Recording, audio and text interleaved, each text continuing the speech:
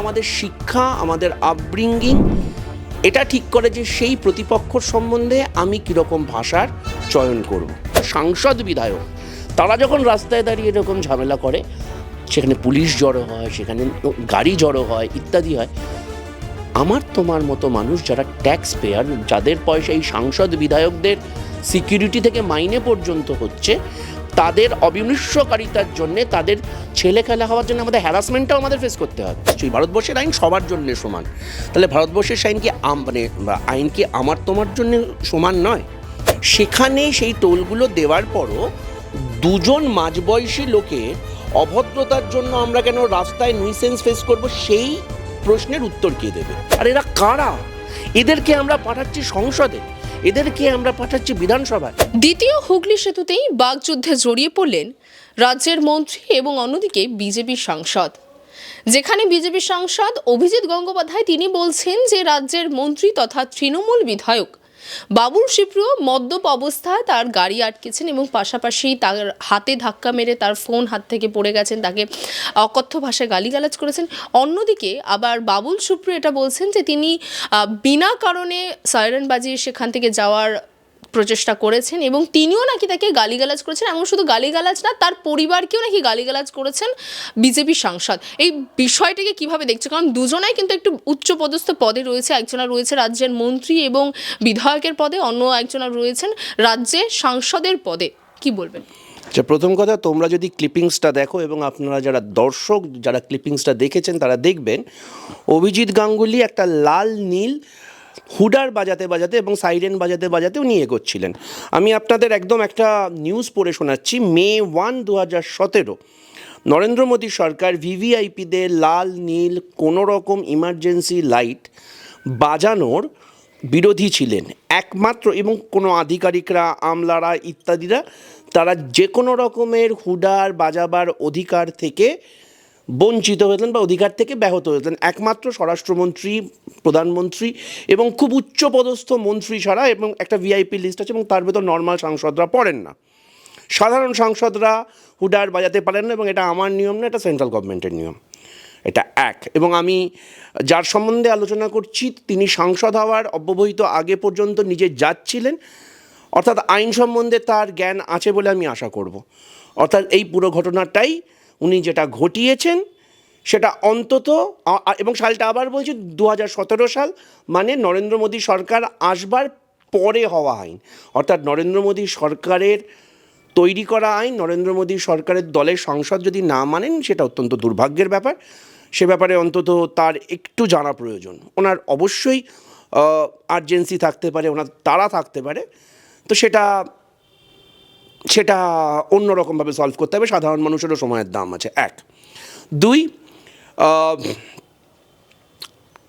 বাবুল সুপ্রিয় এবং অভিজিৎ গাঙ্গুলি কে কাকে গালাগালি দিয়েছে, কে কাকে মা বাবা তুলে নাকি, কারণ বাবুল সুপ্রিয় বলেছেন ওনার নাকি পরিবারকে তুলে গালাগালি দেওয়া হয়েছে, এবং বাবুল সুপ্রিয় ক্ষমা চাইতে বারবার বলছিলেন এবং ক্ষমা চাইতে বলেছেন, এবং যতটুকু আমরা লিপ দেখছি উনি বোধহয় কিছু একটা বলেছেন যেটা নর্মালি আমরা চায়ের দোকানে শুনে থাকি। এবার সমস্যা হচ্ছে বাবুল সুপ্রিয় হোক বা অভিজিৎ গাঙ্গুলি হোক, এরা তো একই গোয়ালের গরু, and I mean the word, একই গোয়ালের গরু। একজন আগে বিজেপি করতেন, এখন একজন বিজেপি করছেন, তো তাদের সংস্কৃতি এবং তাদের কালচার একই রকম হবে, এই ব্যাপারে আমার কোনো সন্দেহ নেই। বাট পার্টিকুলারলি অভিজিৎ গাঙ্গুলির যে অত্যন্ত অত্যন্ত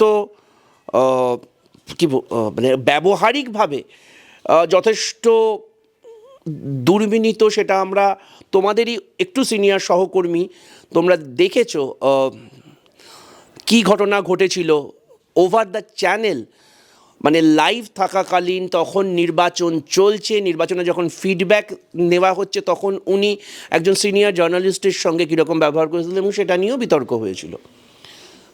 তিন, অভিজিৎ গাঙ্গুলির সঙ্গে কল্যাণ ব্যানার্জির এর আগে কীরকম বাকবিতণ্ডা হয়েছিল লোকসভার ভেতর, সেটা আমরা দেখেছি।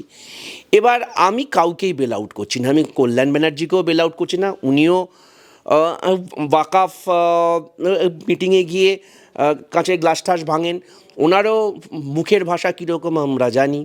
বাবুল সুপ্রিয় এর আগেও একাধিকবার অবিন্যস্তভাবে বা গাড়ি চালাবার সময় ইত্যাদি সেই ঘটনা ঘটিয়েছিলেন বা সেরকম ঘটনা আমরা দেখেছি, কিন্তু প্রত্যেকটা ক্ষেত্রে অভিজিৎ গাঙ্গুলি কী করে কমন হয়ে যাচ্ছেন সেটা আমি বুঝতে পারছি না। সাংবাদিকের সঙ্গে কেন, লোকসভায় কেন, এবং ওনার যা ভাষা, ওনার ভাষাটা অত্যন্ত অপরিশীলিত এবং অমার্জিত, এবং সেটা একাধিকবার সেই জিনিস প্রমাণিত হয়েছে।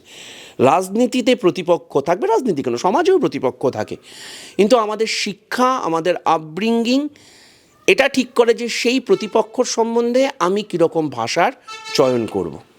সেটাই আমাদের শিক্ষা, আমাদের বাঙালি সংস্কৃতি অন্তত তাই বলে। এবার এ তো গেল হচ্ছে সংস্কৃতি এবং এটা, কিন্তু যে জিনিসটা সবথেকে ইম্পর্ট্যান্ট, ঘটনাটা ঘটেছে হচ্ছে দ্বিতীয় হুগলি সেতুতে।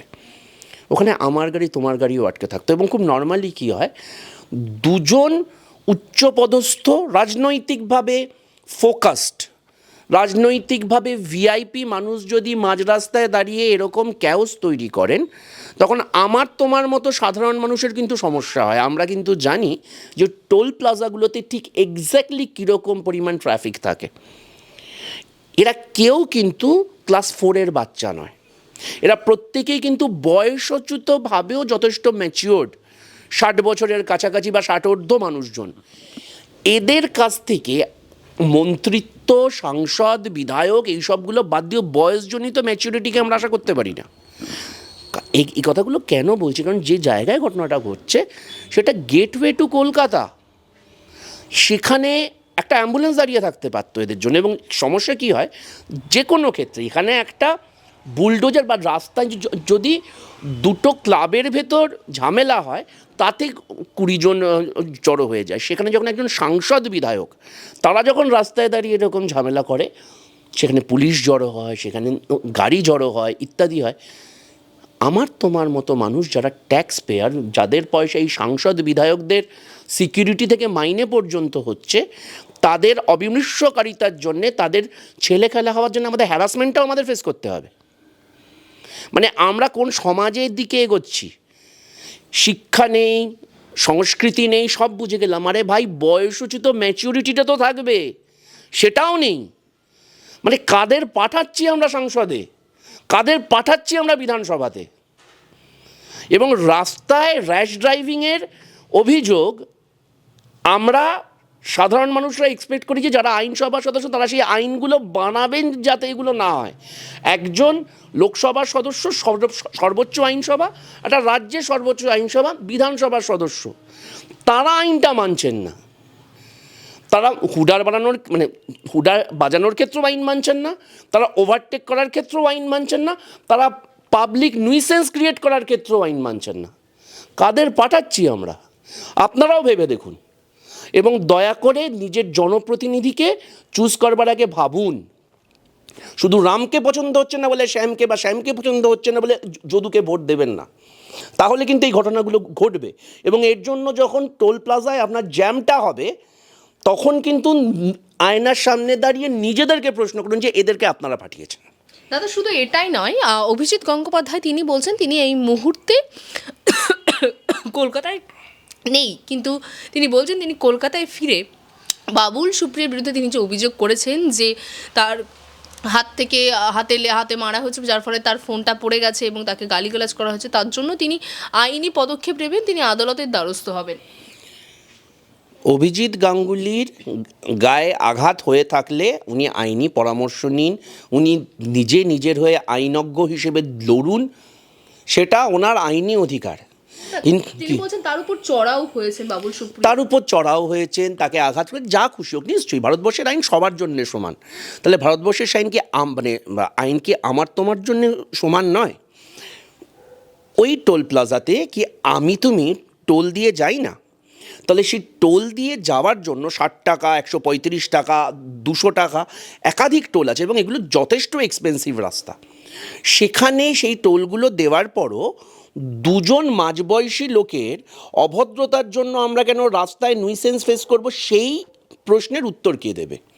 এক, পাবলিক নুইসেন্স ক্রিয়েট করবার জন্য এই দুজনের বিরুদ্ধে আইনত ব্যবস্থা কে নেবে? 2, 3 নম্বর, 2017 সালে যে লাল নীল আলো বা ইমার্জেন্সি আলো বাজাবার আলো জ্বালাবার গাড়িতে অধিকার সেন্ট্রাল গভর্নমেন্ট খর্ব করেছেন, সেই সেন্ট্রাল গভর্নমেন্টের একজন প্রতিনিধি হিসেবে, কারণ সেই কেন্দ্রীয় দলের সাংসদ তো উনি, যে বিজেপি দলের সাংসদ, উনি কী করে সেটা বাজাচ্ছেন? তাহলে কি সেই আইনটা সবার জন্যে লাগু হয়নি?